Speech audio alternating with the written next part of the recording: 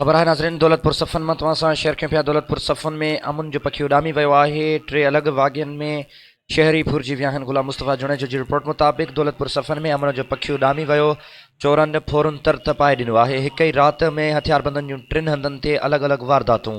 दौलतपुर सफ़न जे सहाफ़ी ऐं social worker फ़कीर हक़नवाज़ कलंदरी पंहिंजे मेडिकल स्टोर ताईं वापसि घर वञी रहियो हो त दौलतपुर पुलिस जी हद में आलम शाह मक़ाम वटि 5 हथियारबंदनि हथियारनि जे ज़ोर ते यरगमाल बणाए क़ीमती सामान फुर करे विया आहिनि। जॾहिं त साहिब ख़ान गाइचो में 3 ॿियनि राह वेंदड़ माण्हुनि खे 5 कलाक हथियारनि जे ज़ोर ते यरगमाल बणाए सख़्त तशद्दुद जो निशानो बणाइण बैदि मोबाइल फ़ोन ऐं रोक रक़म फुर करे विया। हिकु मोटरसाइकिल फुर करे आसानी सां फ़रार थी विया आहिनि।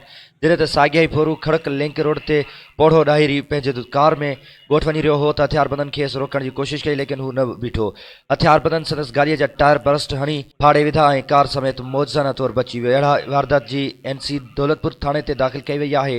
राब्तो करण ते SHO दौलतपुर सनाउल्ला पामर वाक़िए जो नोटिस वठंदे मुलविस जवाबदारनि ख़िलाफ़ कार्रवाई जो यकीन ॾियारियो आहे।